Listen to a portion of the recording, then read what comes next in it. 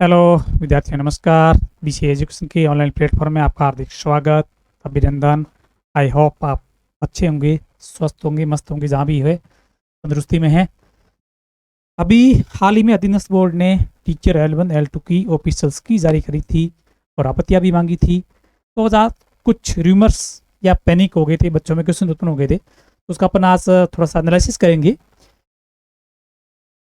ये common topic है कि ऑफिशियल आंसर की के बाद मेरिट में कितना बदलाव, यानी 3 से 4 क्वेश्चंस जो बच्चे मान रहे थे उनसे ये कम हुए हैं। मान लो कोई विद्यार्थी के पहले 104 क्वेश्चन मान रहा था, तो इसके लगभग अब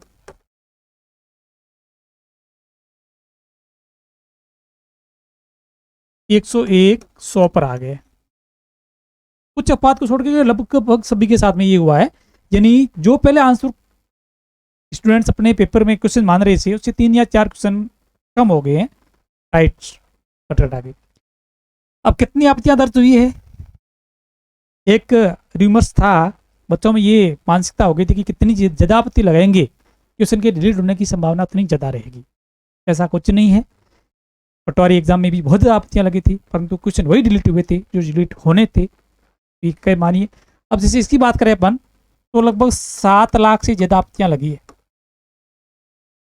टीचर्स के जो अभी एग्जाम हुआ था अधीनस्थ बोर्ड को 7 लाख से भी ज़्यादा आपत्तियां प्राप्त हुई है।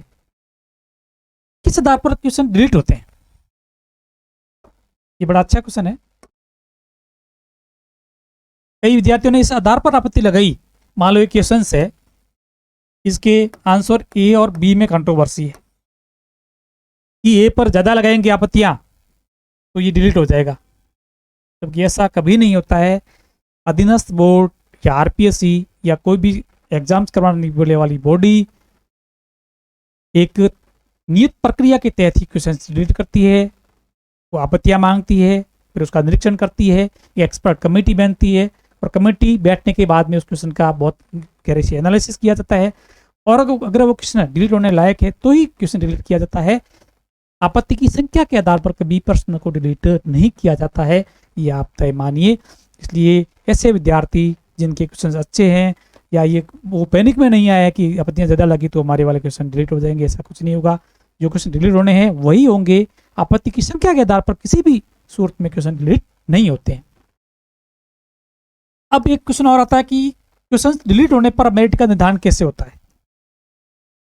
क्वेश्चन डिलीट होने पर मेरिट का निर्धारण कैसे होता है? बहुत सिंपल सा तरीका है कि नंबर ऑफ मार्क्स में नंबर ऑफ क्वेश्चंस का भाग देते हैं तो प्रत्येक क्वेश्चंस का मार्क वेटेज आ जाता है। जितने क्वेश्चंस कम हो जाते हैं उतने प्रत्येक क्वेश्चन का उस अनुपात में वेटेज बढ़ जाता है।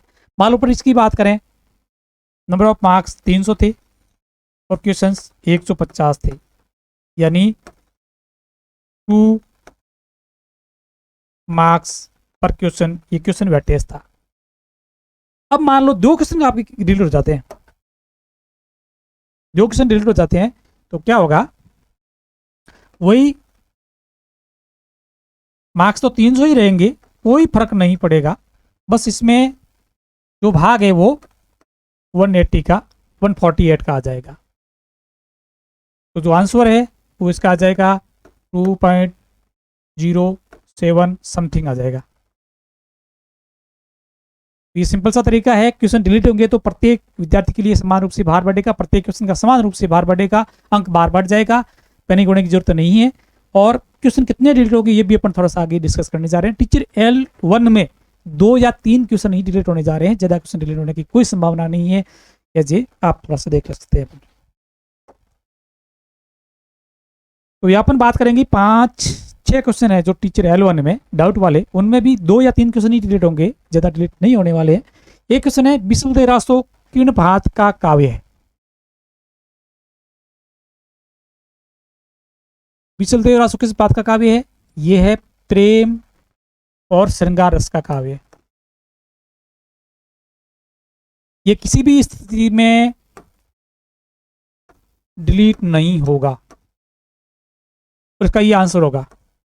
ये क्वेश्चन कई बार अधीनस्थ बोर्ड द्वारा आरपीसी द्वारा पूछा गया है और इसका आंसर प्रेम या श्रृंगार होता है। और श्रृंगार प्रेम काव्य का ही एक हिस्सा है। बाकी बहुत कम मात्रा में सभी रस की संभावना हर वाक्य में काव्य में रहती है। एक क्वेश्चन ये था डाउट वाला कि कंवर सेन द्वारा राजस्थान नहर की शुरुआत कभी की गई? 1958 और 1948 दो आंसर भी कंट्रोवर्सी थी, बहुत ज्यादा आपत्ति इस क्वेश्चन पर लगी है, तो इसका आंसर लगभग 99.9% ये डिलीट नहीं होगा।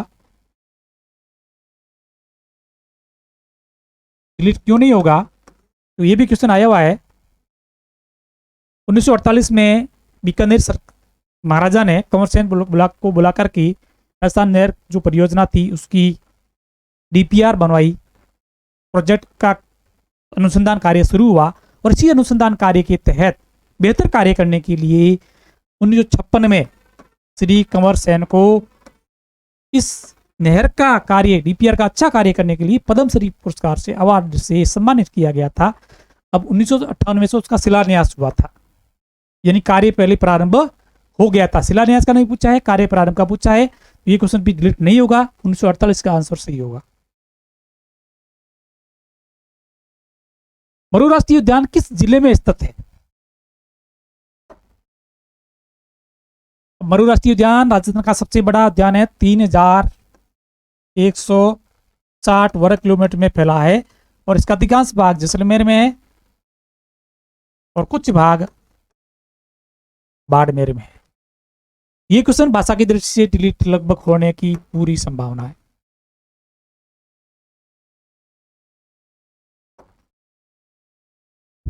अगर एक उच्च प्राथमिक विद्यालय में कुल 130 विद्यार्थी नामांकित है तो तत्पर का उस विद्यालय में कितने अध्यापक?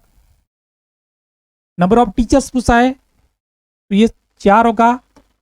आरटीई की परिभाषा में बताया गया है, ये क्वेश्चन भी डिलीट नहीं होगा। प्रधानाध्यापक का पद इसमें सम्मिलित नहीं किया गया है। टीचिंग स्टाफ की संख्या पूछी गई है। निम्नांकित में से राजस्थान के किस खेल के खिलाड़ियों को पद्मश्री पुरस्कार से सम्मानित किया जा चुका है? पद्मश्री पुरस्कार, ये क्वेश्चंस में लैंग्वेज के आधार पर सबसे अधिक निम्नांकित में से राजस्थान के किस खेल के सर्वाधिक खिलाड़ियों को या किस खेल में सर्वाधिक खिलाड़ियों को पद्मश्री पुरस्कार मिला? सर्वाधिक शब्द इसमें नहीं आया है, इसमें मोस्ट प्लेयर्स लिखा है, तो अनुवाद सही नहीं है। अंग्रेजी अनुवाद सही है, हिंदी अनुवाद सही नहीं है, इस आधार पर ये क्वेश्चन डिलीट हो सकता है। लगभग संभावना है इसके क्वेश्चन की डिलीट होने की।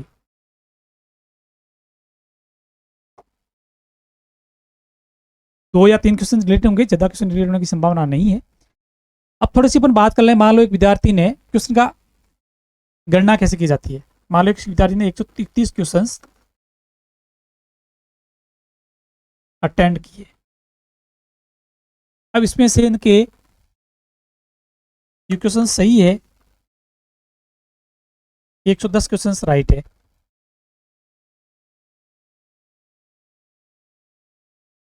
किस क्वेश्चन गलत है। तो अंक निर्धारण कैसे होगा?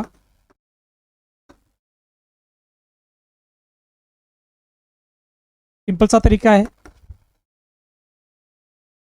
सही क्वेश्चंस गुणा अंक भार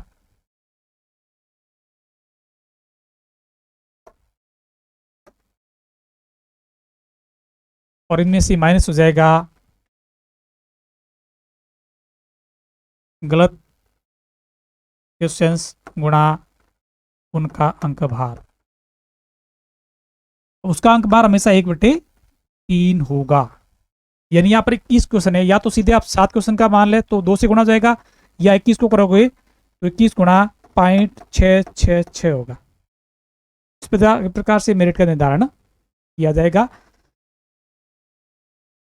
तो ये था टीचर L1 के बारे में सामान्य जानकारी कि मेरिट का निर्धारण किस प्रकार से किया जाएगा, क्वेश्चन डिलीट हो गए तो उसका क्या प्रभाव विद्यार्थी पर पड़ेगा। Thank you, have a nice day. धन्यवाद, जय हिंद।